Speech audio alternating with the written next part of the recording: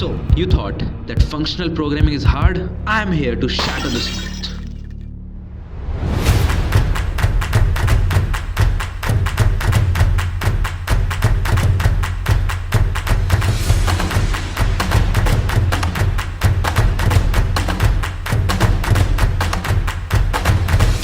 What's up everyone, TCH here, and in this video I'm going to make functional programming as easy as it could never have been previously. So let's hop straight onto my computer screen. In functional programming, it is just a kind of programming or just a style of programming, just like object-oriented programming. So if you want me to talk about object-oriented programming as well, so let me know in the comments down below. Pour your heart out there. Okay, so what are those three things that I think are most valuable in functional programming? Well, first, it uses only and only functions, as the name suggests. Then variables are immutable, and by immutable I means that they cannot be changed. Okay, so if I cannot change what the values of the variable means, or rather what the values of the variables are, then in that situation what should I be using? Of course I should be using tuples, right? So yeah, that's what we'll be going over it, and it is based on lambda calculus. Now what on earth is lambda calculus? Well, it is actually a branch of mathematics. Not going into it, I'm just telling you about from the programming perspective. So functional programming consists of lambda calculus, which means that you have functions which are not named, but they can take arguments, they can take parameters, and returns an output which do not change the inputs or rather any other things inside my program. Too complicated? I simply mean that you have a function which is not named, so it is an anonymous function which you can call, and that works upon, let's say, a bunch of values, and then it does something, and then whatever it does should not be changing stuffs which are not in the scope, or rather which are not inside that function. So it should not be changing anything except for that function in the code. So getting those three fundamentals straight onto our bases, let me tell you the kind of a rough syllabus for this video series about functional programming. So here I am, and this is what we'll be doing. First, we'll be covering what is functional programming and how to work with named tuples. Now, if you don't know what a named tuple is, don't worry.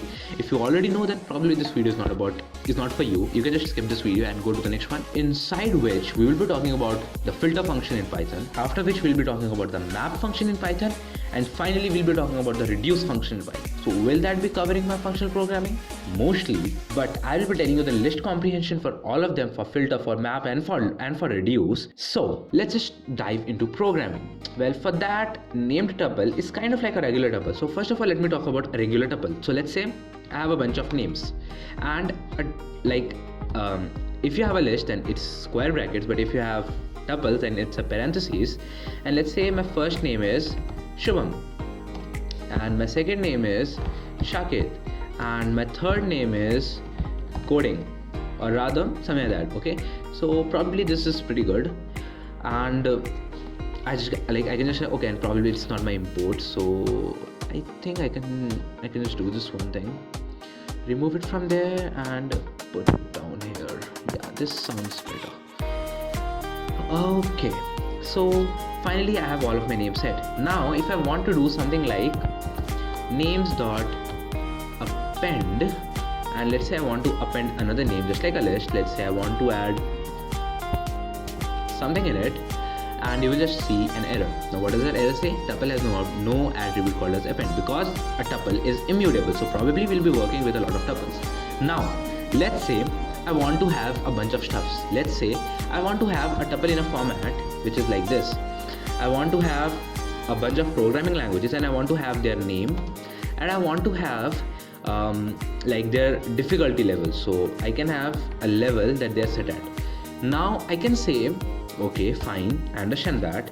So probably my first tuple could be something like Python, and then the level of Python should be easy, and then I can have JavaScript and all those stuffs, right?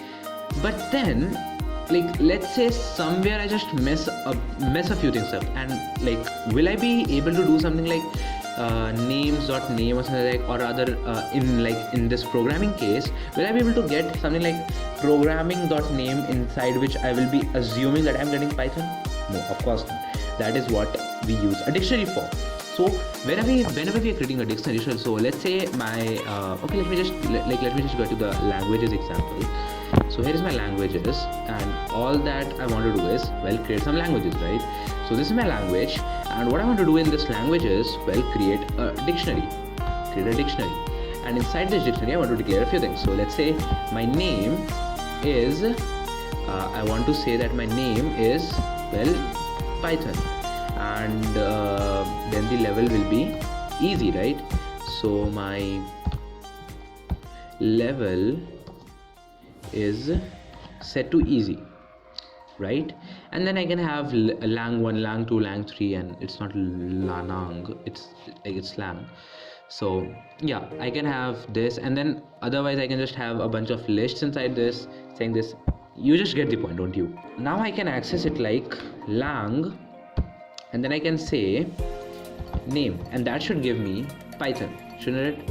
Well, yeah, that gives me Python. But is it possible when I have named tuples, or rather inside of a tuple? Of course not, right? So that is why we use a named tuple. So named tuple is not explicitly with you. So what you need to do is, from collections, import named tuple.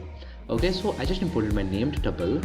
Okay, so now that we're ready with the named tuple, let me just start declaring it. So what we need to say is language, language, yeah, first time, right?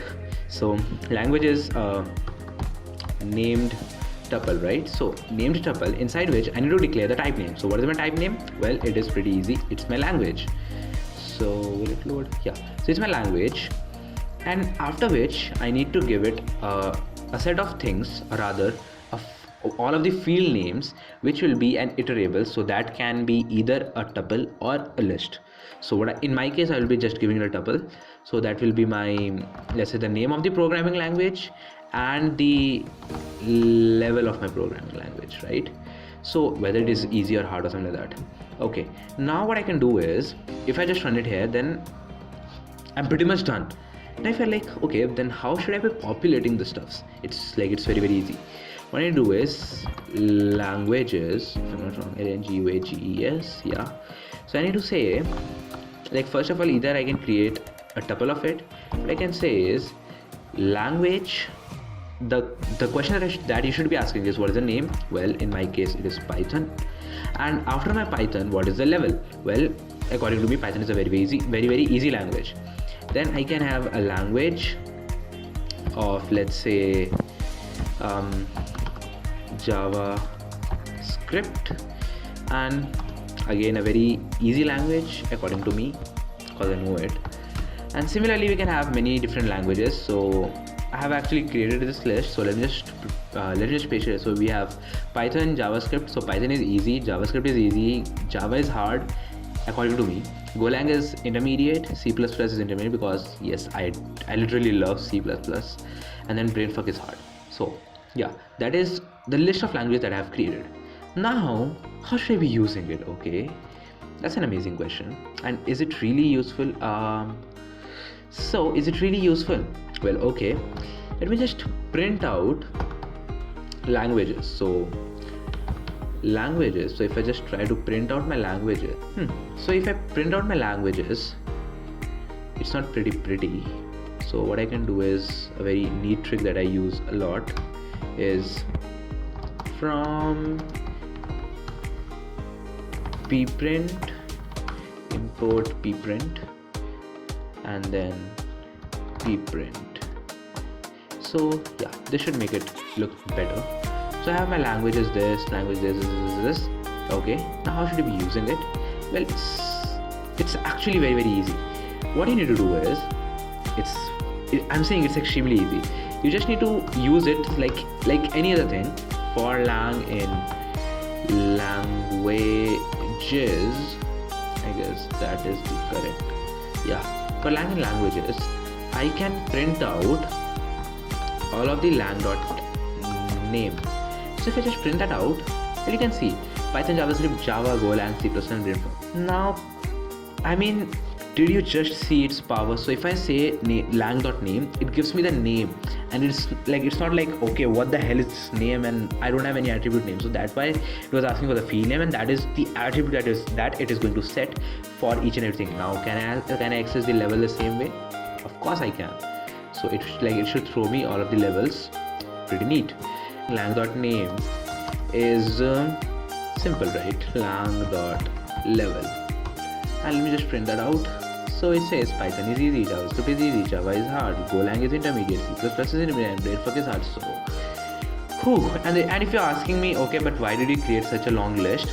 There's a reason behind that, because we'll be using the same named tuple in all of our coming videos, which is for filter, map, as well as reduce. So, since we are done with this, so I can just remove this from my list, right? Amazing.